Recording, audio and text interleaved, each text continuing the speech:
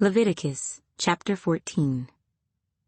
Then the Lord spoke to Moses, saying, This shall be the law of the leper for the day of his cleansing. He shall be brought to the priest. And the priest shall go out of the camp, and the priest shall examine him. And indeed, if the leprosy is healed in the leper, then the priest shall command to take for him who is to be cleansed 2 living and clean birds, cedar wood, scarlet, and hyssop. And the priest shall command that one of the birds be killed in an earthen vessel over running water. As for the living bird, he shall take it, the cedar wood, and the scarlet, and the hyssop, and dip them and the living bird in the blood of the bird that was killed over the running water. And he shall sprinkle it 7 times on him who is to be cleansed from the leprosy, and shall pronounce him clean, and shall let the living bird loose in the open field. He who is to be cleansed shall wash his clothes, shave off all his hair, and wash himself in water, that he may be clean. After that he shall come into the camp, and shall stay outside his tent 7 days. But on the 7th day he shall shave all the hair off his head, and his beard, and his eyebrows, all his hair he shall shave off. He shall wash his clothes, and wash his body in water, and he shall be clean. And on the 8th day he shall take 2 male lambs without blemish, 1 ewe lamb of the 1st year without blemish, 3/10 of an ephah of fine flour mixed with oil as a grain offering, and 1 log of oil. Then the priest who makes him clean shall present the man who is to be made clean, and those things, before the Lord, at the door of the tabernacle of meeting. And the priest shall take 1 male lamb, and offer it as a trespass offering, and the log of oil, and wave them as a wave offering before the Lord. Then he shall kill the lamb in the place where he kills the sin offering and the burnt offering, in a holy place. For as the sin offering is the priest's, so is the trespass offering. It is most holy. The priest shall take some of the blood of the trespass offering, and the priest shall put it on the tip of the right ear of him who is to be cleansed, on the thumb of his right hand, and on the big toe of his right foot. And the priest shall take some of the log of oil, and pour it into the palm of his own left hand. Then the priest shall dip his right finger in the oil that is in his left hand, and shall sprinkle some of the oil with his finger 7 times before the Lord. And of the rest of the oil in his hand, the priest shall put some on the tip of the right ear of him who is to be cleansed, on the thumb of his right hand, and on the big toe of his right foot, on the blood of the trespass offering. The rest of the oil that is in the priest's hand he shall put on the head of him who is to be cleansed, so the priest shall make atonement for him before the Lord. Then the priest shall offer the sin offering, and make atonement for him who is to be cleansed from his uncleanness. Afterward he shall kill the burnt offering, and the priest shall offer the burnt offering and the grain offering on the altar. So the priest shall make atonement for him, and he shall be clean. But if he is poor, and cannot afford it, then he shall take 1 male lamb as a trespass offering to be waved, to make atonement for him, 1/10 of an ephah of fine flour mixed with oil as a grain offering, a log of oil, and 2 turtle doves or 2 young pigeons, such as he is able to afford.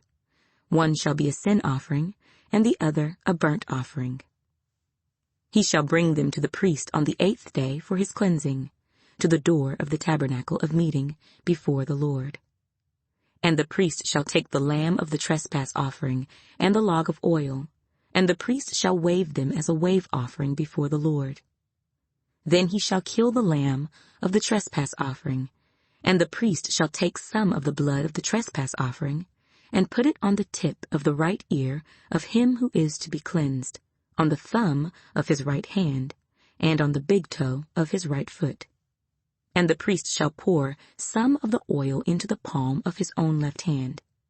Then the priest shall sprinkle with his right finger some of the oil that is in his left hand 7 times before the Lord. And the priest shall put some of the oil that is in his hand on the tip of the right ear of him who is to be cleansed, on the thumb of the right hand, and on the big toe of his right foot, on the place of the blood of the trespass offering. The rest of the oil that is in the priest's hand he shall put on the head of him who is to be cleansed, to make atonement for him before the Lord. And he shall offer one of the turtle doves or young pigeons, such as he can afford, such as he is able to afford, the one as a sin offering, and the other as a burnt offering with the grain offering. So the priest shall make atonement for him who is to be cleansed before the Lord. This is the law for one who had a leprous sore, who cannot afford the usual cleansing. And the Lord spoke to Moses and Aaron, saying, When you have come into the land of Canaan, which I give you as a possession, and I put the leprous plague in a house in the land of your possession, and he who owns the house comes and tells the priest, saying, It seems to me that there is some plague in the house. Then the priest shall command that they empty the house, before the priest goes into it to examine the plague, that all that is in the house may not be made unclean. And afterward the priest shall go in to examine the house. And he shall examine the plague. And indeed, if the plague is on the walls of the house, with ingrained streaks, greenish or reddish, which appear to be deep in the wall, then the priest shall go out of the house, to the door of the house, and shut up the house 7 days. And the priest shall come again on the 7th day, and look. And indeed, if the plague has spread on the walls of the house, then the priest shall command that they take away the stones in which is the plague, and they shall cast them into an unclean place outside the city. And he shall cause the house to be scraped inside, all around, and the dust that they scrape off they shall pour out in an unclean place outside the city.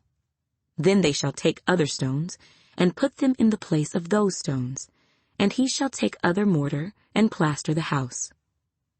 Now if the plague comes back and breaks out in the house, after he has taken away the stones, after he has scraped the house, and after it is plastered, then the priest shall come and look.